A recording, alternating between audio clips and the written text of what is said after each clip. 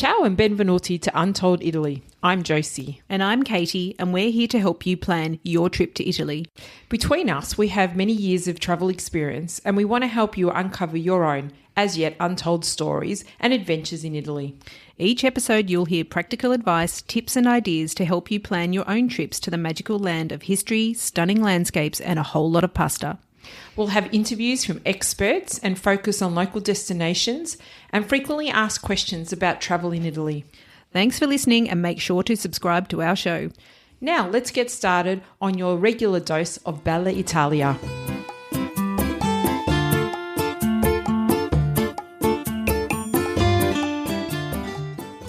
Ciao everyone. We hope you're keeping safe and well. If you're looking for a little escape to Bella Italia, you've come to the right place. In this week's episode, we take you to the region of Le Marche. Found to the northeast of Rome and southeast of Florence, this region is largely undiscovered by visitors to Italy, but it's beloved by Italians. Known for hilltop towns, cultural institutions, rolling green hills, the Apennine mountains, stunning white sand beaches, and of course, amazing food and wine, Le Marche is the undiscovered region of Italy you've been dreaming of. Our guest today is my friend, Chantelle Kern, who, along with her husband Giovanni, runs the Italian on Tour. The Italian on Tour is a small group tour company specialising in the Le Marche region. With a passion for and focus on food, wine and local experiences, they want to help the world discover the region they love and call home.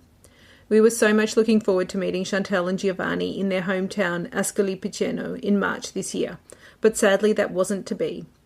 However, luckily we can all go there now thanks to Chantelle's beautiful descriptions of the places, people, dishes and wine of Le Marche. So on with the show.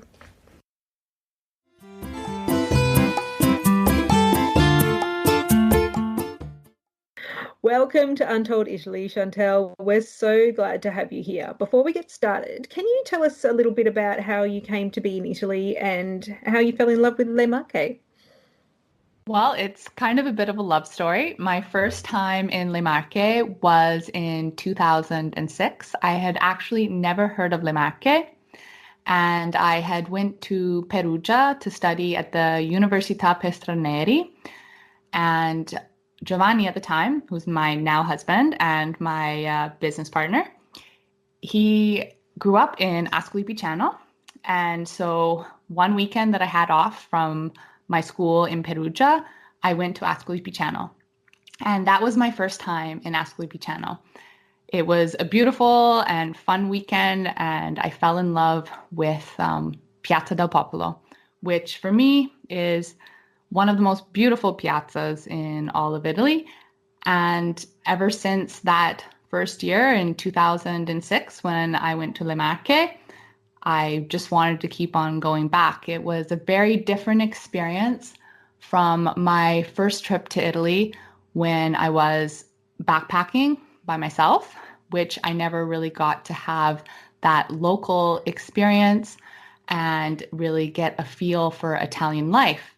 I had traveled to all the major cities, Rome, Florence, Venice, Milan.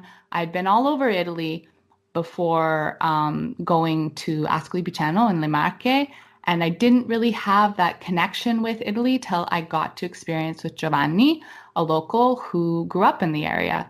And it was such a different experience from anything I had had before. Before, I just kind of felt like I was another tourist and I was just doing the touristy things, but I wasn't really experiencing genuine Italian life. And after traveling all over Europe, I had my favorites, and it wasn't actually Italy until I came with Giovanni, and that's when I absolutely fell in love with Italy. Oh, wow, that's such an amazing story. And so what was it about Ascoli Piceno in particular? Like what were some of the things that made you really fall in love? Was it the food? Was it the people? Or it was a little bit of everything. When I went to, the major sites, because everybody on their first trip, they want to see Venice and Florence and Rome, and that's expected. And I was like that too.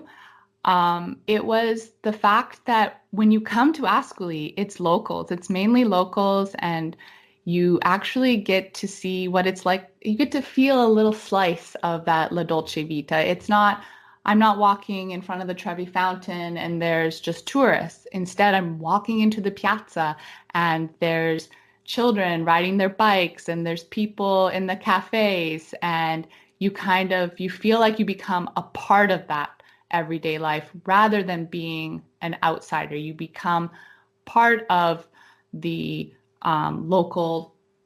the town, like part of the people. It's not like you're just sitting there on the sidelines and you're just looking at the sights. You actually interact with the locals. I mean, for me, I am a local here now, so this is my life. But when you have a local and you travel with somebody who not only is a local, but understands you because they've traveled abroad and they get what you want out of travel, it's a very different experience. So with Giovanni, he had spent many years abroad. And so he understood kind of like what I wanted to experience out of Italian life. And that allowed me to travel deeper and really get a connection with the local lifestyle. And for me, that's the beauty of travel, is being able to understand different cultures rather than just seeing things. Seeing things is beautiful, but not really knowing the culture or the people behind it. It's just, you just touch the surface. So for me, when I was able to really experience Le Marche, Ascoli Piceno, and the area, and we also traveled to Abruzzo and a little bit of Umbria. We used to go to Castelluccio quite often. It's a very different experience, and it's a very rewarding experience. I've always felt like when you go someplace and you actually get to experience the place and get a little insight into the local culture, you actually remember that place.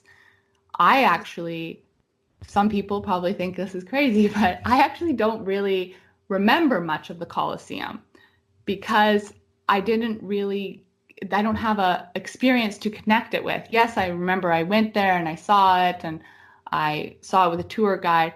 But for me, the most rewarding travel has always been experiential travel, where you actually interact with the local people. And that's part of the reason I really fell in love with the area. Of course, we have really great food, which is fabulous. And one thing about Le Marche that's very unique is it really is all of Italy wrapped up into one region. And that also translates to the cuisine. So in Le Marche, you can have amazing seafood that's right on the coast. And Ascoli is in a really perfect location because you're like 30-minute drive from the sea, from the Adriatic Sea, and you're about a 30-minute drive, not even 30-minute drive, takes about 15 minutes to get to the edge of truffle country. And so you can really have it all in this vacation. You can go to the sea, you can have amazing seafood. If you're in San Benedetto, which isn't too far from Ascoli, it's a beautiful place to visit in the summer. They have what they call a lungomare, or boardwalk, and they actually have a breakwater that goes all the way out, and it's a really nice place where you can go and experience in the summer.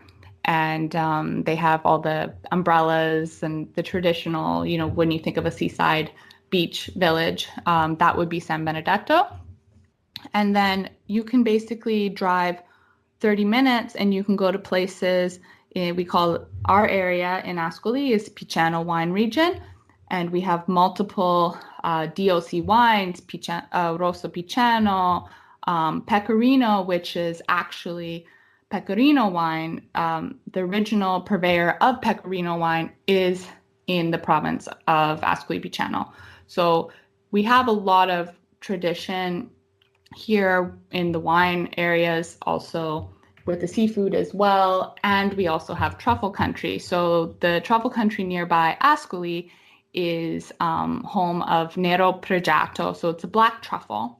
And the main season of the black truffle starts kind of the very end of October and kind of basically wraps up at the end of February, very beginning of March. So fall sounds like an amazing time to visit Le Marche then. Absolutely. Fall is a stunning time to visit Le Marche. For people who want to taste truffles, it's a great time to come.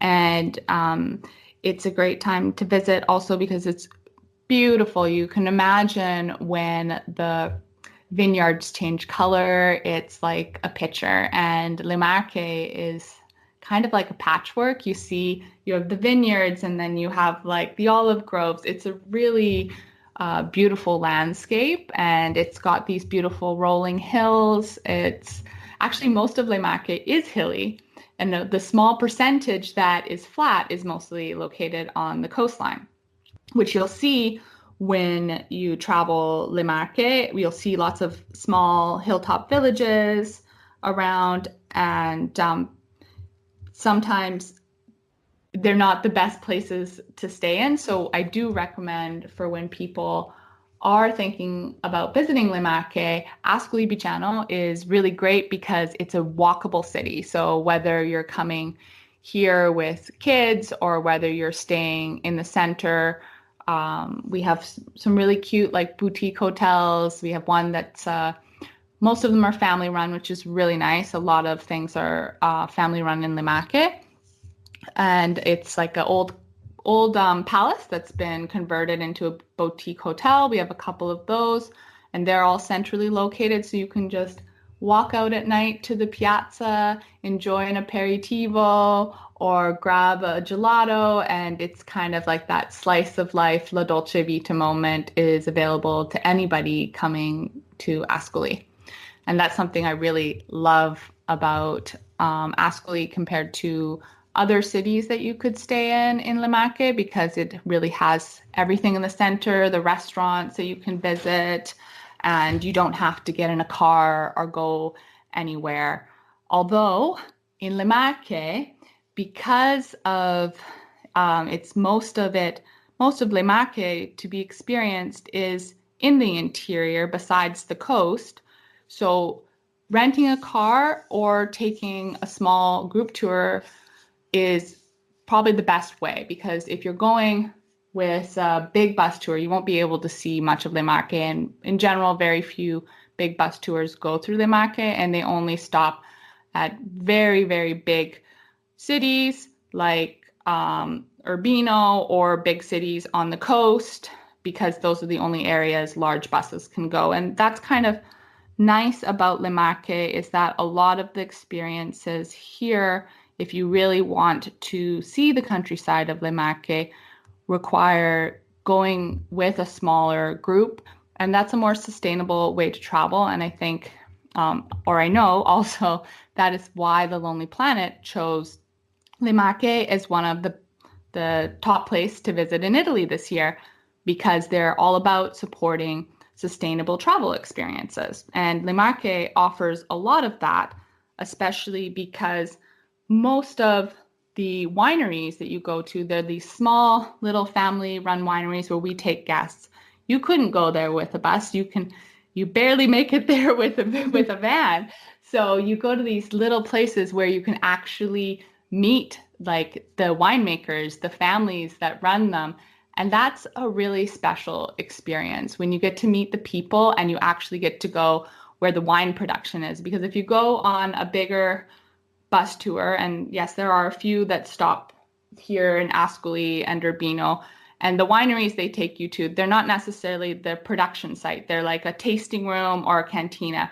So you don't actually get to experience the production site. And when you go to bigger wineries that can take these big groups, you don't actually get to meet the winemakers. And I think it's so unique, whether you love wine or not, to get to meet the families, because they're really passionate about what they do, and they have a lot of history about how they discovered the wine or how they make the wine. And you learn about their connection, not only with the land, but you also get to do wine tasting with the local cuisine.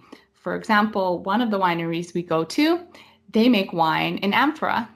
And they're a family who started making wine in amphora like the Romans did, because they had found an amphora on their property where they built wine, where they built their winery and where they started producing wine. They're actually a young winery. So sorry, Chantelle, just to stop you there, for people that don't know, can you explain what an amphora is? It's like one of those terracotta, like they're big. How would I explain? Like it's narrow at the top and then it comes out. When you think of like the Egyptian, because they also have Egyptian ones, and then they have the Roman ones, and they look like a big vase, basically. Yeah, they look like a big vase. They're huge, aren't they? So they have them in, I know in the Testaccio district of Rome, there's a huge hill made out of old amphora. But go back to this story. It's really fascinating. I'm really interested to hear about this family that decided to make this a feature of their winemaking.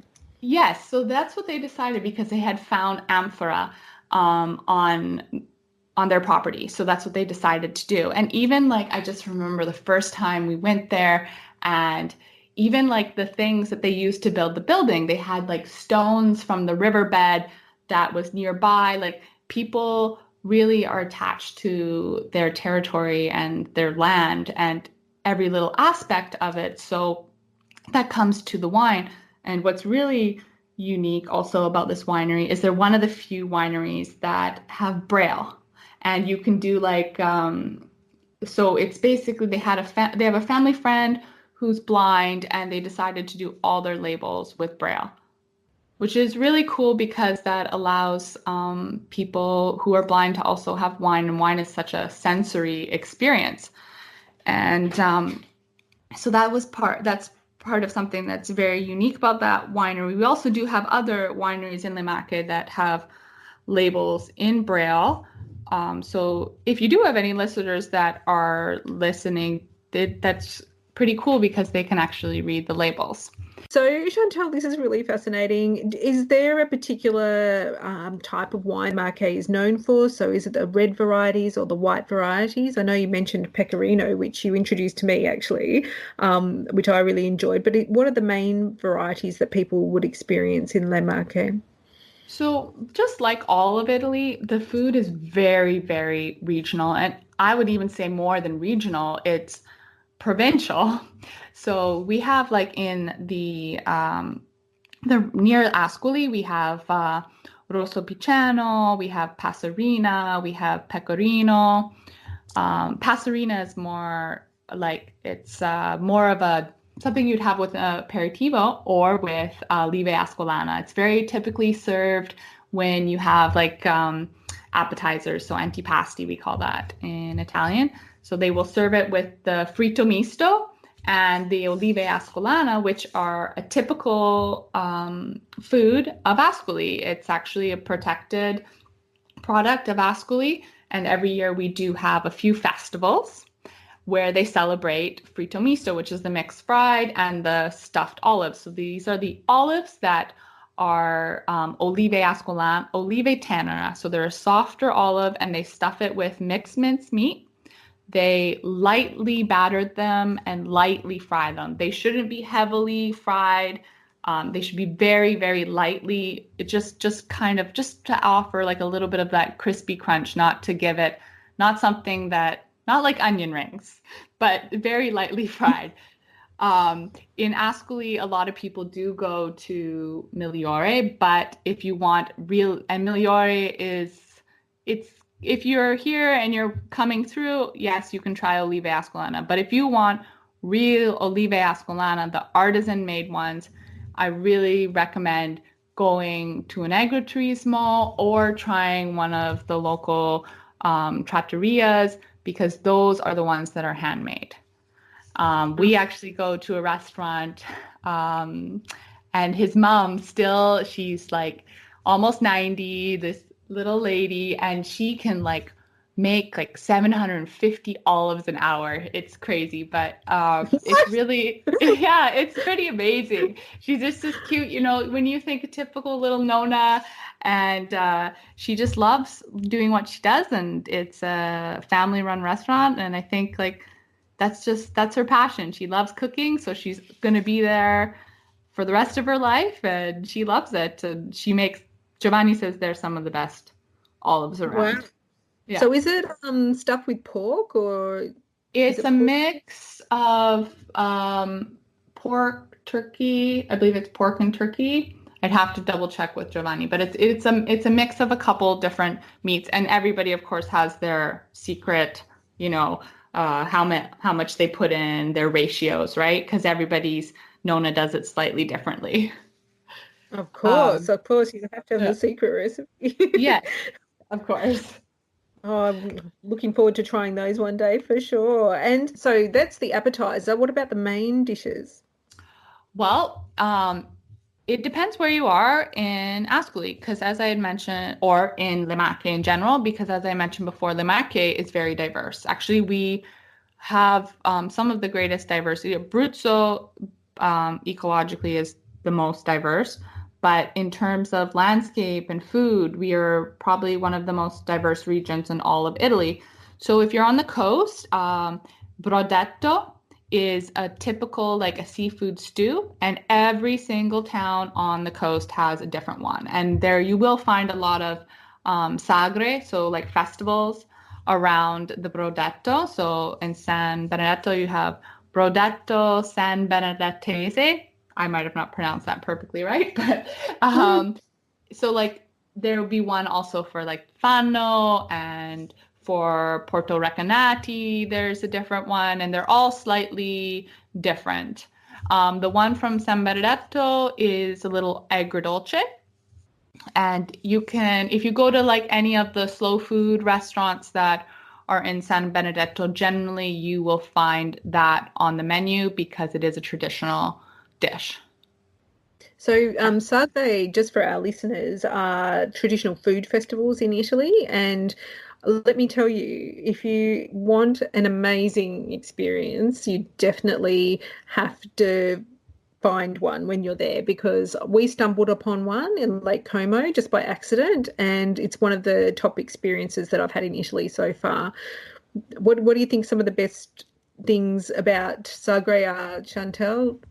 I think it's like this little it's one of those what I call the slice of life La Dolce Vita moments. You go there and it's like all Italians and everybody's having good time. There's normally music and there's food, of course. It's all about the food. So especially if you come in fall, if you love porcini mushrooms. I have to say I love porcini mushrooms. You go there and they'll have tagliatelle with porcini, and there's lots of festivals around the seasonal food, right? So seafood, you'll find a lot of the sagre in the summer. The fall dishes like the truffles, the porcini mushrooms. Also here you'll find castagne, which are chestnuts.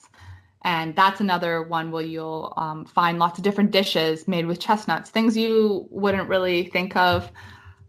It's a great way to just try like traditional dishes, how people would make them in that town that you're visiting. So you get to not only mingle with the locals and have a local experience, but you also get to try a traditional dish the way the locals would make it. And the whole sagre is basically about celebrating this food. So it's really a great experience for people because it kind of checks all the boxes. You get to see Italians' everyday life. You get to experience what it's like to basically go to one of these food festivals. It's kind of like a party around food, and you get to taste local cuisine. So I do think that's kind of the unique thing about Sagre, and they vary in every little town. Like even if you just go outside of Ascoli, you'll have the ones, because we do have porcini mushrooms around here, you'll have the sagre for the porcini or the sagre for the chestnuts. If you go half an hour the other way, you'll have sagre around the seafood. And if you go up to coast of Conero, they have, I'm not sure the translation in English, but it's like little, like they're these slow food, little tiny clams that they also do it with like pasta, and they're a typical slow food dish from the area of the coast of Conero. So every area kind of has something a little different. That truly sounds amazing. Honestly, if anyone is thinking they want to go to Italy to eat, you really need to seek out a sagre. It's really, really one of the top experiences that you'll have in Italy. Now, Chantelle, I think we've done a lot of eating and drinking, so I'm sure there's ways to maybe build up an appetite in Marche that we haven't talked about. And you did mention the coastal areas, and Yes. I guess people are typically in Italy, they know maybe Sicily, Sardinia, and the Amalfi Coast and Cinque Terre as the coastal areas. But what can you tell us about the coastal areas in Marche? So Le Marche is home to many blue flag beaches, and these are beaches that have to meet a certain environmental quality. So one thing that's great about Le Marche is basically anywhere along the coast, you're going to have beautiful, clean coastline. But what is really unique about Le Marche is if you go up the Adriatic coast, you will find the Monte Conero, so Mount Conero, and it's a national park. So it's the only mountain that basically comes out on the Adriatic side. It's this beautiful white mountain, and it's amazing because you have the beach, you have wine country right there, and people who like to go hiking, you can go hiking along the coast there. There's it's called Passo del Lupo, and they do hikes, guided hikes, although mostly in Italian because most of the tourism we do have here is a lot of Italians.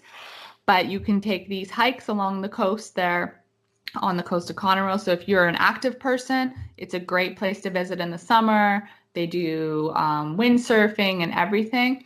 If you're less active and you just want to relax, there's also boats that take you out in the summer along the coast. So you can go up and actually go to the beaches that are not accessible by road, that you have to take by boat. So there's some really nice, like secluded spots that allow you to have all that gorgeous coastline, all those beautiful white sandy beaches without the crowds, which is really hard to find in Italy in the summer, because not just do you have Italians vacationing, but we have everybody else coming around the world to vacation and enjoy a beach vacation. So Coast of Conero is really like one of those hidden gems, and it offers some amazing, amazing views. If you're in Sirolo, is a really nice little seaside town to stay in. But it's also important to note that most of the stays along the coast, there's a lot of bed and breakfasts. There's some hotels, but there's a lot of bed and breakfasts right inside the village there in Sirolo and Numana. And those are two great places to stay. And they're very happening in the summer. It's not, I'd say, like with any major beachside towns, they're definitely more lively in the summer. There's lots of stuff going on. They have things in the piazza. Piazza is kind of always the life of the city or the town you're visiting. And so it's really beautiful little place to visit. You can also, if you have a car, or even by bus, because there's a bus there as well, you can go and visit wine country, like literally 5 minutes from the beach. And I'm not kidding you, 5-minute drive from the beach, you have the wine country of Rosso Conero. So for wine lovers, you don't just have to be a beach vacation. You can do wine, you can go to the beach, you can go hiking, and of course, great food. So it's kind of like a really nice place for people who are really into the beach, but they also want those other little aspects of Italy, because let's be honest, in food, as we've talked about, is kind of integral in any Italian experience. So Conero really gives you all that. It's also one of the favorite beaches. I know some people might not know her, but big fashion blogger Chiara Ferragni, she also, it's one of her favorite beaches. It's called the Due Sorelle, the Two Sisters. And that's one of the beaches that you have to take a boat to get to. That sounds amazing. And so what's the season there? Because I know well-known coastlines, you're probably looking at a May to October season. Is that the same in Le Marche? I would say it's more of a June to September season. Okay. So like end of like generally June to September would be the big part of the season, and you'll start seeing like they have lots of events and things going on. So it's a lot of fun for people. There's lots of things to do. There's lots of organized events there throughout that time. And then they have like a shuttle that takes you down because it is Monte Conero, so it's a mountain. It is a hill to get down, but they do have a shuttle that will take you down to the water, to the coastline, and all that kind of stuff runs generally June to September. And the weather here is really lovely in September. I'd say I personally, in all of Italy, it's very, very busy if you come in August anywhere on the beach. Although August is very busy here, in perspective of other areas, it's not going to be quite as busy. So that's kind of nice thing about Le Marche, because we haven't experienced a lot of mass tourism. It's basically been, mostly Italians that travel here. So it's kind of a nice place that you can go and not expect to have to deal with lots of tourists. So that's kind of something really great about Le Marche. So you can have all those beautiful white sandy beaches and gorgeous shots of the coastline with the mountains. I haven't been there, and circumstances this year are making it so that I won't be there, at least in this first half of the year. But it really does sound a lot like Tuscany in some ways. And would you say that, or if you were to pick a region that maybe people know more about, would you say that it's a bit more like Tuscany? I would say Le Marche has always, a lot of people want to compare Le Marche to Tuscany or Umbria and say it's Italy's next Tuscany.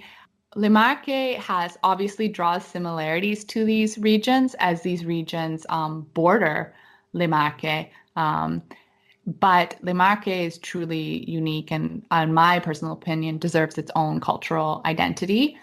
But the wine country, certain areas are very similar. If you go like to the province of Macerata, you'll find hills very similar looking to Tuscany when I think around Siena, and a little more open hills and some bigger estates and that sort of thing. You can find that around there.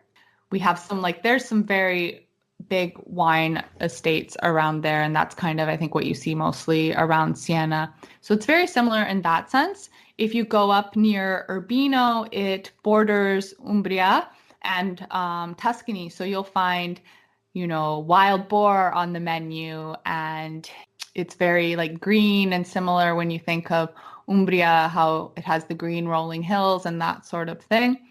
In terms of cuisine, of course, there are similarities, but I find that it just depends where you are. Closer, like I was saying, closer to Tuscany, you will find those traditional wild boar dishes, because that's all the areas very similar around there. But then again, you won't find a lot of big buses, whether you're going through the countryside there. And you also won't find that train travel is not going to get you through the whole countryside. So if you are traveling and you want to experience the countryside that's beautiful, you actually should consider renting a car, taking a bus, or doing a small group tour, because the train will only get you along the coast. How will we get to Le Marche from, say, Rome or Florence? What would be the best way, Chantelle? So if you're coming in from Rome, because Le Marche has the Apennine Mountains that run through it, there is no train. You want to take the bus. So there's a bus that leaves multiple times per day from Fiumicino and also from Rome's main station. And that bus takes you about 3 hours from Rome. So it's very similar to driving. So you won't want to take the train. I've had plenty of our guests ask us when they want to go back to Rome after their tour with us, how do I get back to Rome? It says it's 8 hours by train. So if you were to take the train, it would take you significantly more time, because it has to go around the Apennines to get back to Rome. So you want to take bus in this case. If you're coming from Florence, you would take the train. And if you're coming from Venice, you can take the Frecciarossa down, and then you'd switch in Ancona, and then from Ancona, Ancona is part of Le Marche, so depending where you are going in Le Marche, you would either take a train down the coast to one of the other coastal towns, or you could take a bus. So I think a lot of people might be thinking about Urbino this year because Urbino is on the New York Times 52 Places to Go.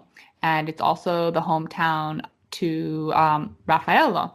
So Raphael. And this year is the 500-year anniversary of Raphael's death. So for people looking to have a very cultural experience, who love history, going to Urbino this year is a really great choice because there'll be lots of events celebrating Raphael. And from there, if you're looking to reach Urbino, you would take a bus from Ancona. After you take the train down to Ancona, you can take a bus inland or you can rent a car. So, But the thing to consider when renting a car, of course, is that all these historical towns, they have a limited zone that is basically only for the locals if you have a permit. So you have to consider that with your parking and navigating everything.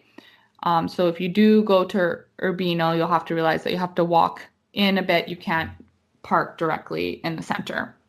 Yeah, my co-host Josie, she's had a few run-ins with the historic zones, unfortunately, so she's learnt the hard way. But apart from driving yourself, which does sound like a good option, especially if you like to be a bit of an independent traveller, but you do also offer tours in the region. And can you tell us a little bit about those? Yeah, so what we do is our tours are based out of Ascoli Piceno. Ascoli is a really lovely place to stay in Le Marche because we also are able to reach Abruzzo from here, and our tours also go into Abruzzo. So what we do is we really give you a backstage pass to experiencing Italy like a local. My husband, Giovanni, and I, we host all our tours, and we basically offer itineraries that take you on day trips around the region. We go up to the coast of Conroe, of course, and we go to my favorite restaurant, which I would say is the best view of the coastline all the way up the Adriatic Sea of Italy. It's a stunning view of the Monte Conroe. So it's one of my favorite kind of seaside sightseeing days. We go up there. We visit many of Italy's most beautiful medieval villages. We also visit the Piceno wine country. As I was speaking, Piceno wine country is the home to Pecorino. It's also an area where we visit Ofita, and Ofita is home to what they call like the tombolo. They make the lace. So there you can actually see the ladies who make the lace. We visit some of beautiful theaters as well throughout our time. And a really cool fact about Le Marche is that it has the highest concentration of theaters in the world. So it's a very cultural region. So it's really important that people get to see a little bit of that here. We also go into Abruzzo, where we visit the largest medieval fortress in all of Italy. And we also do, on our 7 and 9 day tours, we take people to visit a family farm where they've been producing olive oil since 1824. And it's a really, really authentic experience. You're welcome into this family's home. You eat the food that they make, they cook for you, and it's everybody from like the great grandmother, which is bisnonna in Italian, to the little children. And it's really that authentic Southern hospitality feel, because Abruzzo is already, we would consider that going to the South. So that's a really cool experience that I think it's something that you just can't do on your own unless you have an introduction to that. So that's something we really love taking people. It's our guests, like some of them, it's their favorite day. It's something that they always say, we're going to remember this for the rest of their life. So that's really cool that we're able to give people that experience. Chantelle, it just sounds to me like when you created these experiences, from just going back to when we first started this conversation, that feeling that you got when you first got to Ascoli Piceno and you felt like that you found the real Italy. Is that what you're trying to recreate with the experiences that you offer? Absolutely. Like for us, it's that kind of experience where you come, You're welcomed by your new Italian friends, and we're here to show you the highlights of our region and for you to meet the people, experience, and have amazing food in a way that also supports the local community, because for us, that's also important. We are locals here, living here, and we want people to have an experience that not just is about, we don't stay in big hotels outside the city. We stay in, family-run hotels, boutique hotels. We go to places that you wouldn't find online. Like the wineries we go to, they don't list online. These are places that we go to because we fell in love with them. Giovanni, we found a lot of them because Giovanni has done the sommelier course here in Italy. So they go and you find out, we've discovered these places that are unique. And so it's really so much very personal for us. And it's a way that we have personal relationships with all these people. So when you come there, you're getting introduced by a friend. So it's that kind of thing that you can't recreate on your own, and you can't recreate with these big tours that they don't live here. So we live here as a local. So it's really a local experience that connects you with the people. And I think that's why it's very close to our hearts in many ways. What we do is our passion, and we love sharing Le Marche and the areas of Abruzzo. These are the places we traveled before, where we would go every summer. We have many friends in Abruzzo, in the province of Teramo. And these are places that we used to go every year when we would come to Italy for our summer vacation. So these are places that we've been going for years, not just since we started offering tours. These places are places that we're very connected with, and everything from the restaurant owners to the chef that you'll prepare a meal with on tour with us. These people are not just people we work with, but they're also friends of ours. Oh, Chantelle, it sounds just so special, and I'm really, really, really hoping that I can be there with you later this year and experience some of it for myself.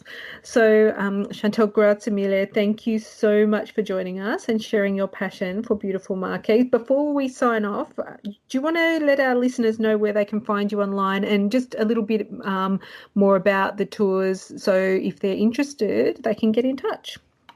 Absolutely. You can find us online at www.theitalianontour.com.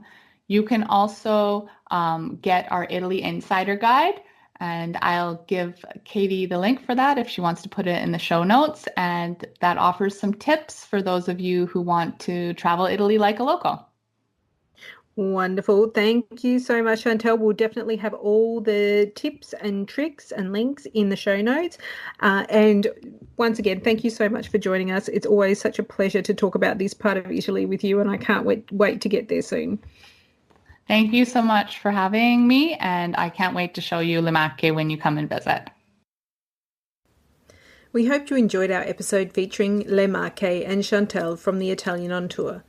This is a small Italian-based tour company who, like many others, are going through an incredibly tough time right now, as we all are. If you have dreams of visiting the Untold Italy and off-the-beaten-path adventures, do consider joining one of their tours as you plan your future trips to Italy. You'll get a true backstage pass to authentic Italy and have memories to treasure forever. Ciao for now.